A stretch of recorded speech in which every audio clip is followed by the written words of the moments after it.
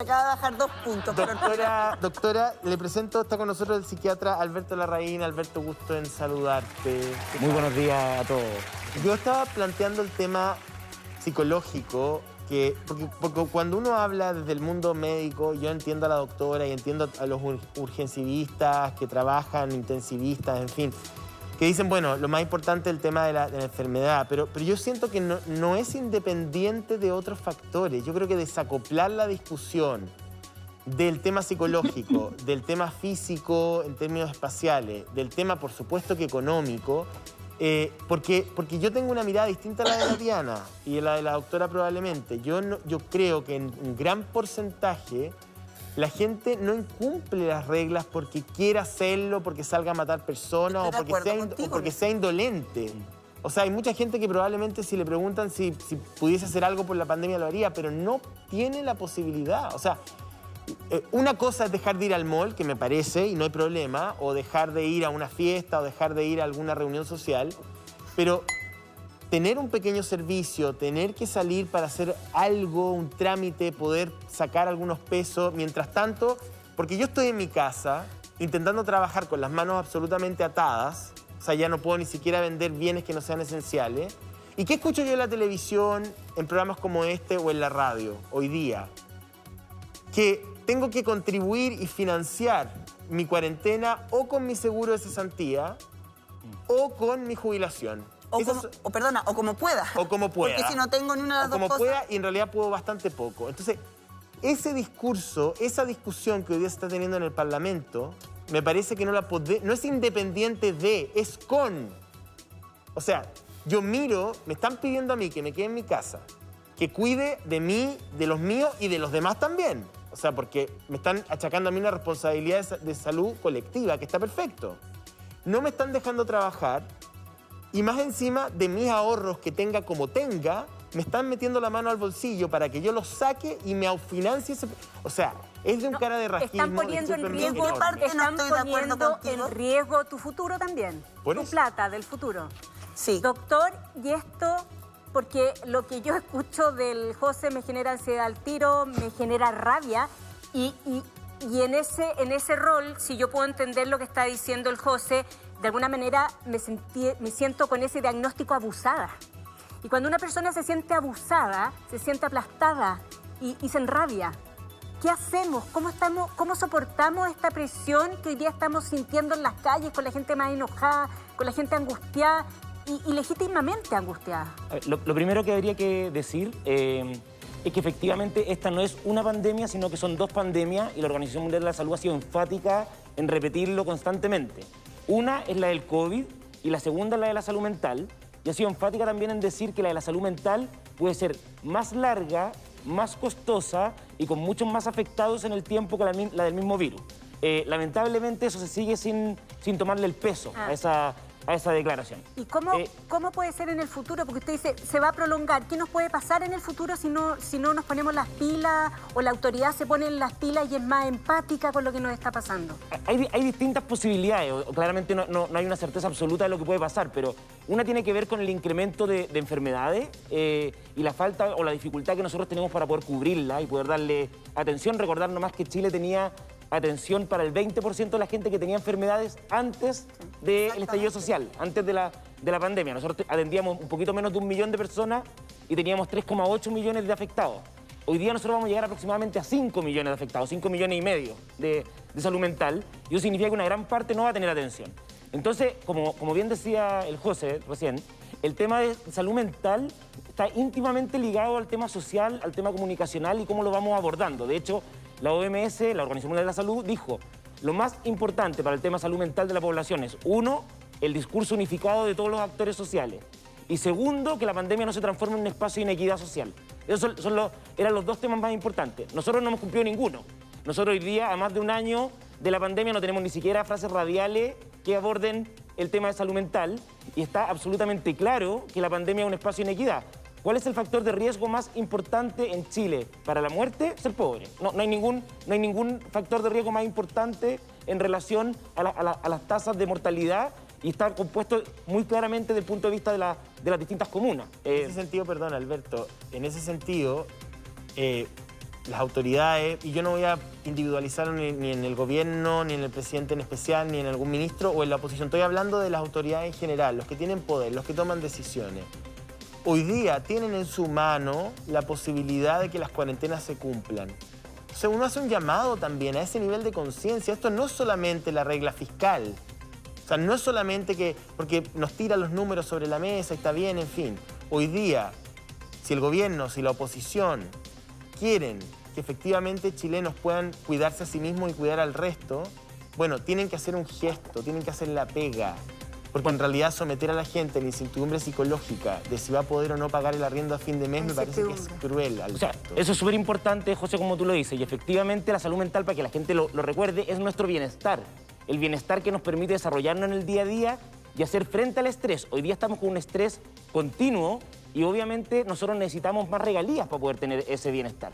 ¿Cuál es la dificultad? Decir que la gente no está cumpliendo las cuarentenas por egoísmo o por mala intención es un simplismo, ¿ya? Es un simplismo absoluto, porque parte de lo que pasa es que para que yo tome una decisión desde el punto de vista afectivo, tiene que haber consistencia entre lo que me están diciendo y lo que yo estoy viendo que está pasando. Es que hemos reprobado tantas veces ya, yo lo escucho y digo, se ha hecho todo lo que está diciendo y no se ha hecho nada de lo... Porque cuando uno tiene angustia, cuando uno tiene incertidumbre, no sé, de alguna manera uno espera la imagen del papá que te dice, tranquila Paulina, las cosas se van a arreglar y el camino va para allá. Tú haz tu pega, pero va a haber un camino y que te vamos a esperar al final y tú vas a hacer tu esfuerzo, pero no importa, vamos juntos.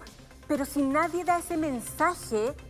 Doctor, la angustia nos desborda. Lo que pasa es que la parte de las decisiones que se están tratando de tomar, se siguen tratando de tomar en la misma dinámica que se tomaban sin pandemia. Y eso no es posible, porque para poner el cuidado en el centro, yo tengo que cambiar todos los ejes y todos los ejes de prioridades. Voy a poner un ejemplo súper concreto. El año pasado se generó la primera prueba de selección universitaria nueva. Era el momento para hacer la primera prueba de selección universitaria con una generación, en el fondo, que tercero medio había vivido el estallido social, cuarto medio con toda pandemia, y no podíamos postergarles esa prueba nueva que nunca se había vivido en Chile, y lo que decían las autoridades era que había que hacerlo porque estaba programado. Era parte de la planificación que se tenía. Sí, pero apareció una pandemia, irrumpió, y lo más importante era poder darle tranquilidad a esos jóvenes. Alberto. Entonces, hoy día eso no lo tenemos. Mira, yo tengo rabia. O sea, yo que no tengo ni un derecho, pues. Porque yo, bueno, me voy a mi casa, ya estoy con mis animales, me ladran, los saco a pasear con el permiso que corresponde, pero me da rabia que quienes pueden hacer algo no lo hagan. Yo pago mis impuestos y pagaría más si fuese necesario. Más del 40%. No tengo ni un problema. Se discute ahora una reforma tributaria de subir del corporativo, de las empresas de 27 a 30, el impuesto a los súper ricos. Pero cada demora en el Parlamento, cada vuelta de carnero que se da al gobierno o la oposición, es más sensación de hambre para la gente. Pero cuando dices tengo rabia, ¿en quién lo personifica? ¿En las autoridades? ¿Contra quién es tu rabia? En el mal diseño de la cuarentena, en pensar que simplemente por el tutelaje, porque el presidente dice que hay que hacer cuarentena, porque la subsecretaria Daza pone carita de Bambi, la gente se va a quedar encerrada. O simplemente con el derecho a la vida, porque en el fondo uno vela por el derecho a la vida, pero también vela por el derecho a su vida. Y esa cuota de egoísmo que es inherente al ser humano es la que no entienden quienes están tomando hoy día decisiones. Entonces, ¿qué hacemos con esa rabia, doctor? A ver, lo primero que me gustaría decir, José Antonio, es que tú señalabas que tú no tienes derecho a tener rabia, y eso es incorrecto. Tú tienes todo el derecho a tener rabia porque es una emoción legítima tuya. Nosotros necesitamos, primero que nada, para poder seguir abordando esta pandemia, que la gente no ningunee sus emociones, y cada uno está viviendo la pandemia que tiene que vivir. Dentro de las casas incluso, probablemente la pandemia que vive la Diana es distinta a la pandemia que vive en su hijo, viviendo la misma condición. Y es muy importante que validemos porque, por ejemplo, mi hija puede tener rabia porque no pudo celebrar su cumpleaños, claro, porque no puede sacar a sus mascotas, puede en el fondo tener rabia porque no puede ver a sus primos. Entonces, yo también tengo rabia, y tengo rabia en el fondo porque uno dice, mira, llevamos un año en esto y no somos capaces ni siquiera de tener una campaña radial. O sea, de eso es lo que estamos hablando, de el mínimo para poder decirle a la gente, este es el teléfono para que ustedes puedan llamar y tener contención emocional. ¿Y cómo administramos esa rabia? Porque lo que tú nos dices y lo hemos hablado tantas veces, en Chile tenemos una mala salud mental y además tenemos muy mala cobertura a la salud mental. Y es muy caro tratarse la salud mental. Entonces el pronóstico es malo. súper sombrío, ¿cierto? Y entonces, ¿qué es lo que nos queda a nosotros? Lidiar nosotros mismos con esa rabia. ¿Qué hacemos? A ver. ¿Cómo la canalizamos? Para tratar en el fondo de hacerle una receta de cocina a la gente que nos escucha en la casa, que obviamente también es un simplismo, pero para tratar de ayudarlo en algo. Lo primero es que todos nos preguntemos qué es lo que estamos sintiendo y tratar de validarlo. Nosotros sentimos en general como país o culpa por lo que sentimos o tratamos de minorizarlo. Entonces, si uno tiene rabia, si uno tiene angustia, uno tiene pena, uno tiene que validarlo y no sentir que solamente hay que seguir. Yo habiendo validado eso, tengo que poder dimensionar qué es lo que puedo hacer con mi vida hoy día, ¿ya? Porque hay cosas que no voy a poder hacer. O sea, el otro día me tocó atender un cabro que, por ejemplo, está en un proceso de tesis. Y me decía, me siento 8 horas todos los días y no avanzo nada, ni siquiera media página. Entonces, mientras más se sienta, más frustración y más rabia le da. Entonces, primero valido mis emociones. Segundo, veo qué es lo que puedo hacer y lo que no puedo hacer. Segundo, es tratar de ver cómo están los que me rodean, ¿ya? Las personas más importantes, mis hijos, mis familiares, los que estoy compartiendo la pandemia, mis compañeros de trabajo. Y lo tercero es pedir ayuda o compartirlo, ¿ya? Cuando yo comparto la rabia, cuando yo comparto la angustia, Disminuye. disminuye siempre. Ahí hay varios elementos que son súper interesantes y quisiera incorporar ahí a la capitana que nos ha acompañado esta mañana. Somos un país súper culposo, que es un sentimiento... La culpa es un sentimiento absolutamente inconducente. No nos lleva nada más que a la autoflagelación. Entonces, lo primero, y ahí coincido con Alberto, habiéndome hecho varias terapias de todo tipo para poder corregir esta locura, digamos, genética que tengo yo. Oye, yo no comparto contigo, la culpa a veces sirve. A mí, fíjate porque si no nos transformamos en personas muy narcisas. Es bueno darse cuenta y decir, tal vez culpa de que tal vez le hice daño a otro, culpa que tal vez no vían las necesidades del otro, culpa que pensé más en mí. Yo creo que la culpa sirve no desde un punto de vista de me castigo, La culpa sirve en la medida que yo en el fondo la movilice alguna acción, algún cambio de mi actitud. Por ejemplo, la autoridad. Yo, si hoy día fuera autoridad o si yo hoy día fuera uno de los súper ricos, tal vez sería súper sano tener culpa y decir, a ver, ¿cuánto me he demorado en reaccionar y ser solidario y ver al otro? ¿Cuánto me he demorado en hacer lo que tengo que hacer? ¿Por qué le pongo tanto traba tal vez a que este país florezca y sea más equitativo, por ejemplo? Y puede surgir desde la culpa. Perdón, yo quería comentar. Claudia, ¿me das un segundo? Mira, es que le queríamos preguntar a la capitana, porque se tiene que ir, pero queremos que participe en esta conversación también, respecto de la salud mental. Ustedes están en la calle, ustedes están haciendo fiscalizaciones, ustedes tienen en contacto directo con la gente. ¿Se han dado cuenta de cómo esta salud mental en nuestros compatriotas ha empeorado? Sí, es notorio, la verdad. Nosotros fiscalizamos constantemente y retomando un poco el tema de si las cuarentenas funcionan o no, nosotros como carabineros, más que decir si funcionan o son efectivas, somos un ente fiscalizador y queremos disminuir la movilidad dentro de lo posible. Claramente esto es sistemático, participan muchas personas y esto no es solamente de carabineros, pero si como carabineros podemos aportar nuestro granito de arena para disminuir la movilidad, lo vamos a hacer. Pero enfocándome a tu pregunta, claramente la gente está estresada, está cansada y de repente en una fiscalización rutinaria lo podemos visualizar. O sea, al pedir, por ejemplo, los documentos, la gente responde quizás de mala forma, está agobiada, está cansada, hemos visto los tacos de repente que son extenuantes, pero aún así hay gente, otro porcentaje importante, que apoya la situación, que entiende, que tiene los documentos a la mano y que se pone en el lugar del fiscalizador también, porque son labores diferentes, son roles que estamos cumpliendo dentro de la misma sociedad y todos colaborando en esta pandemia que a todos nos tiene cansados, de repente estresados y sobrepasados en algunas circunstancias. Capitán Pamela, muchas gracias por haber venido. La esperamos, usted sabe, todos los días está en su casa. Gracias. Que tenga buen día. O sea, mira, hoy día la gente está harta. Yo perdón, hoy día a lo mejor le estoy poniendo un estado de ánimo al programa, pero estoy tratando de conectar con lo que uno ve, escucha. La gente quiere hacer catarsis.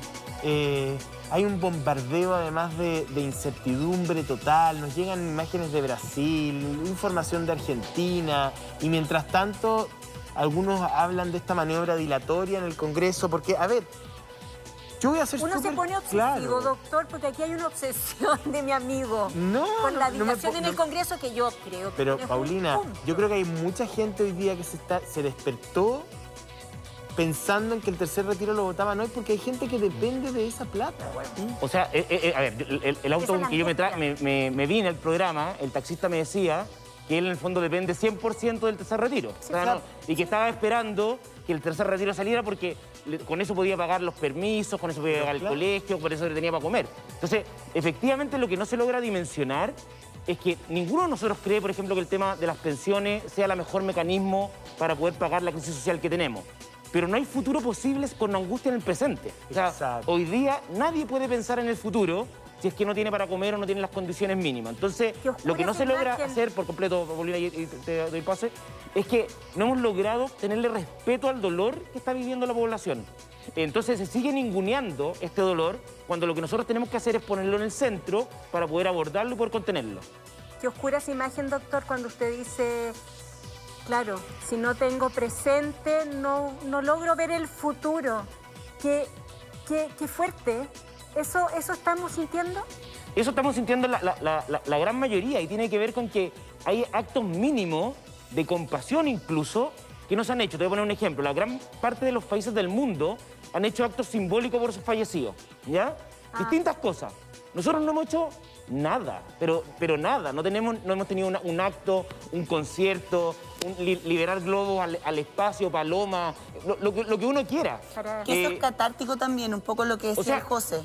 La gente quiere hacer catarsis. De hecho, ha sintonizado bien con esta conversación porque yo creo que es un sentimiento que nos cruza a todos. Te doy al tiro el pase de vuelta, Alberto, pero yo le tenía prometida la palabra a la Claudia, que está levantando la mano hace rato también. Claudia, te escuchamos. Que yo escuchando y viendo la nota, uno se hace una pregunta que yo les hago a ustedes, a ver si me pueden ayudar a responderla. A ver. ¿Estamos secuestrados por esta estrategia de contagio progresivo? Porque en definitiva eso es lo que tenemos. Y arrastramos y alargamos este proceso, ¿no es cierto? Y esta cuarentena laxa y todo lo que está ocurriendo, que trae todos estos problemas de salud mental, como lo hemos comentado, lo está comentando el doctor Larraín. Entonces no estamos presos ni secuestrados de la estrategia. Ese es el punto, digamos. O sea, Ya se ha puesto en evidencia, ¿no? ¿O no opina usted lo mismo, que no estamos secuestrados? Es que yo creo que lo que pasa es que parte de la estrategia tiene inconsistencias tan brutales que al final uno las termina viviendo como violencia en su día a día. Voy a poner un ejemplo, Tal puntual. cual. ¿Qué es lo que pasa con los niños y las niñas? No hemos tenido ninguna medida, pero ninguna, desde que partió la pandemia, pensando en su bienestar. Hoy día, en el fondo, hay una tremenda campaña para lograr que los niños y las niñas tengan una franja en que puedan salir, y la respuesta de la autoridad básicamente termina siendo que ojalá se acomoden a la franja de las 6 de la mañana. Que es imposible porque las clases parten a las 8. Las clases parten a las 8. Y la respuesta es, bueno, que ojalá les pedimos un poco más de esfuerzo. Es que ya no hay posibilidad de más esfuerzo. Ya la gente ya está dando el máximo de esfuerzo que tiene que hacer. Entonces, por más que nosotros entendamos que este es un momento crítico y que tiene que haber un momento de cooperación, y todos estamos tratando de participar. Yo participé en la comisión presidencial que se armó el tema salud mental. ¿Y? Pero también hay una necesidad de que se escuche. Doctor, y que se escuche a los expertos. ¿en esa comisión en la que participó salieron cosas en concreto o no los oyen? O sea, una de las cosas que sí logramos, y eso fue importante, fue que el presupuesto de salud mental no disminuyera para este año. Pero perdón, aumentó ¿podía bastante. disminuir? O sea, aumentó 18.000 millones, que para ponerlo en proporciones, es un poco menos que lo que costó la restauración del Palacio Pereira. Está muy lejos de ser el monto que el país requiere para una crisis de esta envergadura.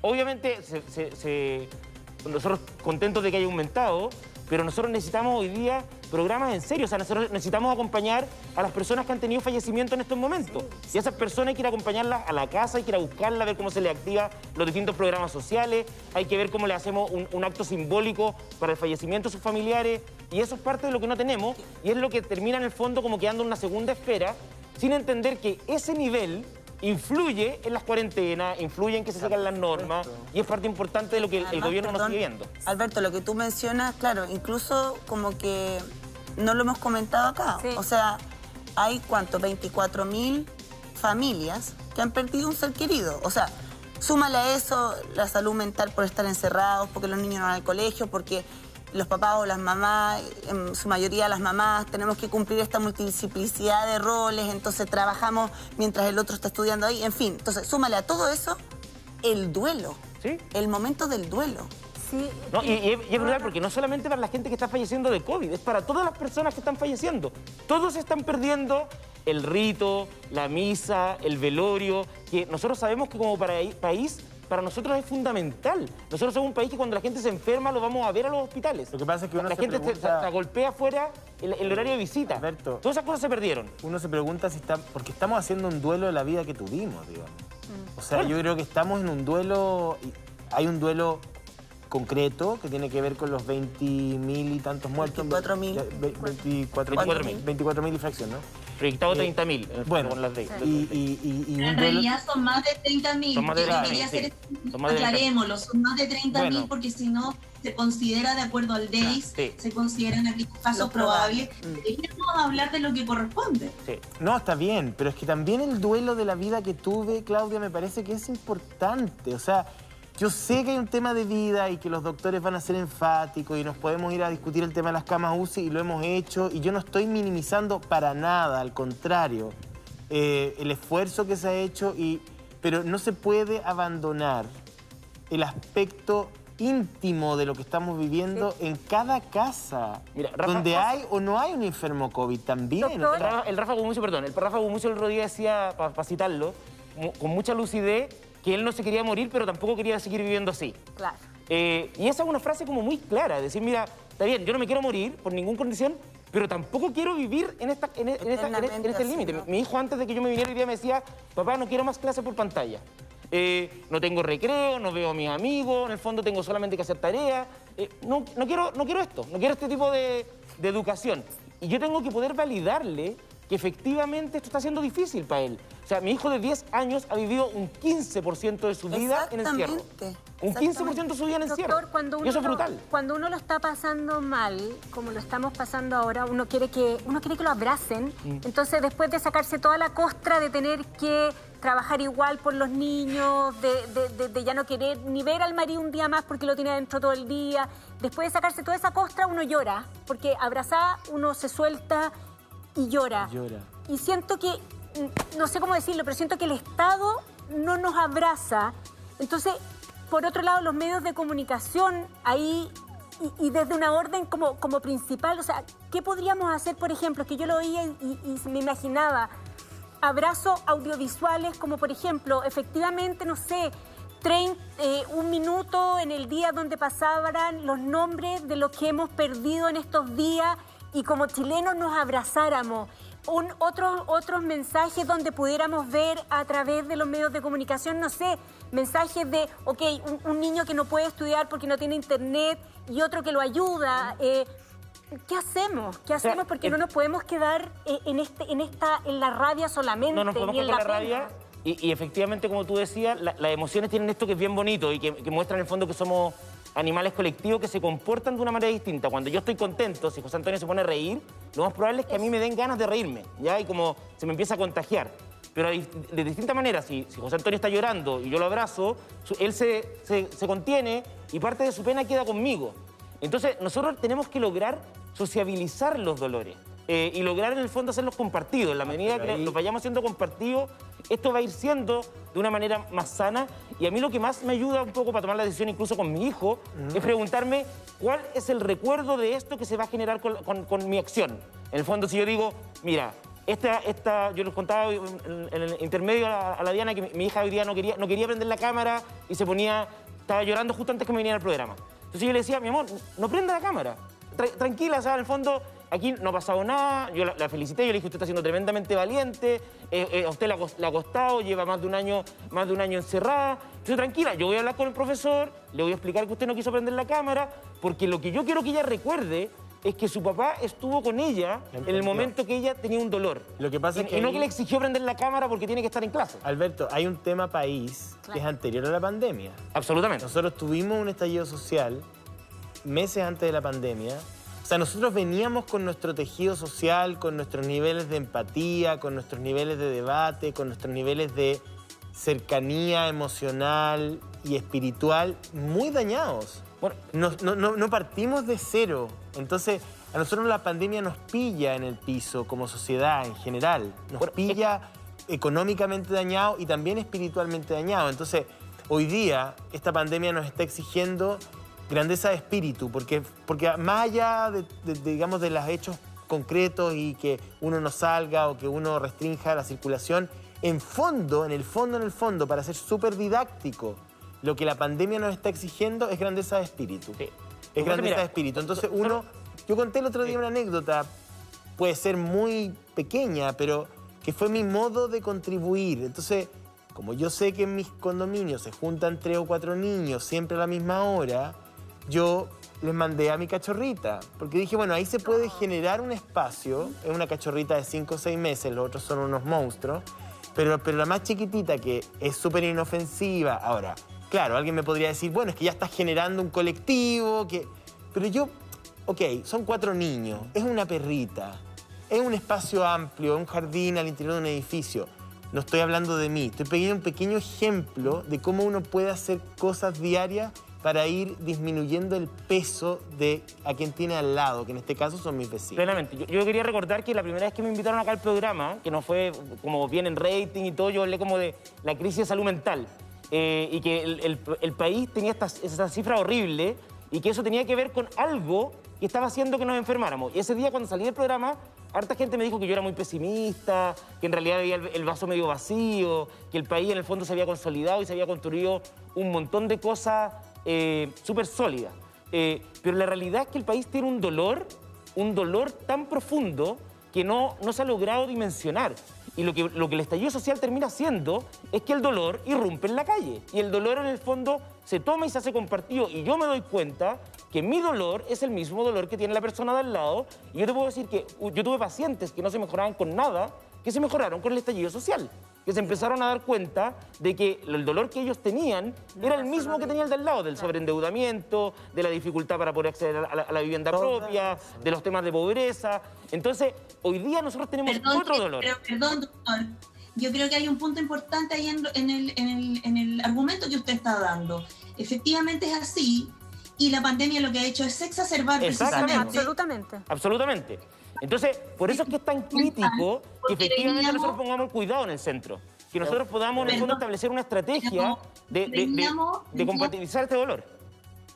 Pero veníamos con un modelo donde efectivamente nos dimos cuenta con la pandemia, y esto tiene que ver con la salud mental precisamente, y es ahí donde la pandemia tiene un foco tan importante, en el sentido de que no se fortalecieron los centros de atención primaria, porque ¿dónde voy yo a atenderme por mi salud mental? Voy al centro de atención primaria que me corresponde de acuerdo a mi comuna, y es ahí donde yo tengo contacto con mi doctor, con mi psiquiatra, con mi psicólogo, ¿verdad? Con las personas que me atienden y me atienden regularmente. Claro. Esas personas son las que tenían que haber hecho la responsabilidad. Y de ahí el punto, por lo tanto, de que estamos presos de esta estrategia que hay que cambiar, pues.